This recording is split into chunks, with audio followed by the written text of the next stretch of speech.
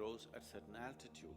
Somewhere between 6,500 to 12,000 altitude is where Rudraksh grows in the Himalayan region. And it has very unique vibrations. If you hold a Rudraksh upon anything which is positive in nature, it will naturally go clockwise. If you hold it on something negative, it will go anti-clockwise. If you hold it on something neutral, it will swing like a pendulum. I want to show you what it does, okay? This is just paper, all right? You know about this Rudraksh going clockwise, anti-clockwise, something? Okay. You must tell me which way it's going.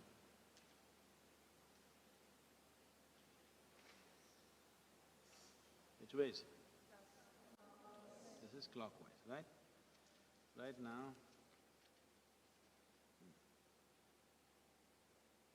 I have not done any energy transfer or anything, just crumpled it, okay?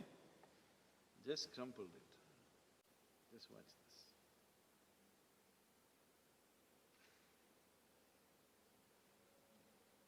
What's it? So, I don't know if they told you, I'm sure your parents must have told you, your clothes should be properly folded and kept, your bedclothes should be properly folded and kept. This is the difference it makes in your life. In this country, we were always told, after you wake up in the morning, if you do not fold your bedclothes, then devils will come and dance on it, demons will come and dance on it, and then when you go to sleep next day in those kind of clothes, it's going to affect your life. Demon is a negative form of life. What we call as a divine is a positive form of life. That which sustains you, that which enriches you is divine. That which affects you in a negative way is the demon.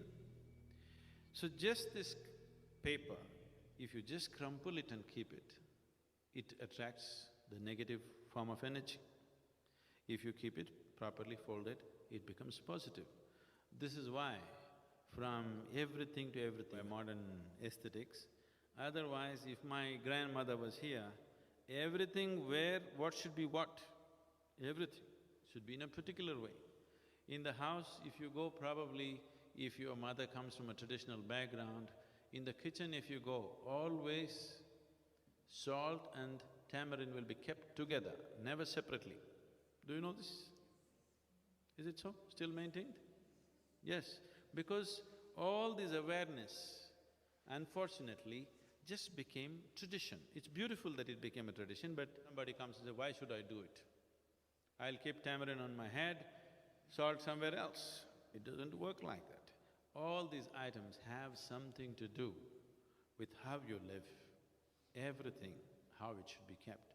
So the whole science of seeing how this human being can function at its maximum vibrance, even a simple peasant in this country knows about it without knowing about it. You know, he does not intellectually or consciously know about it, but he just knows this is how it must be done. Because the whole system of yoga was made into a cultural format and given to people because people saw the impracticality of teaching every aspect to every human being on the planet. So just make it culture and leave it to them. I want to see that for the next few generations later, as mothers would teach people, children to brush their teeth, yoga will just happen in their lives. This was so earlier. Earlier, Agastya Muni did this to the whole of southern peninsula, that in every home, everybody has an understanding of how to allow this being to attain to his full potential. So these things were made aware of, a simple thing like this. Many of you are already doing asanas for at least 6 months now, you could experience this. You keep 2 shirts, okay? One shirt you do like this, both washed clean ones. Do like this and keep it for 3 days, another one neatly fold it and keep it there. After 3 days, wear one, close your eyes and feel it, wear the other, close your eyes and feel it, just see how it feels. They're very different. So every aspect was brought into life. So what you see as this culture, because this is a land without God, This is a land without religion.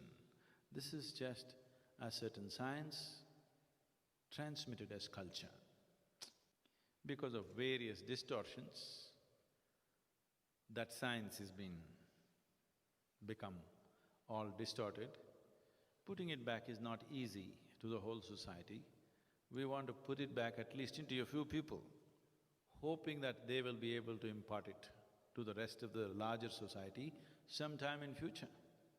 If we produce 1,000 people who really perceive, understand and live that way, I'm sure these 1,000 people can impart it to 1,000,000 people.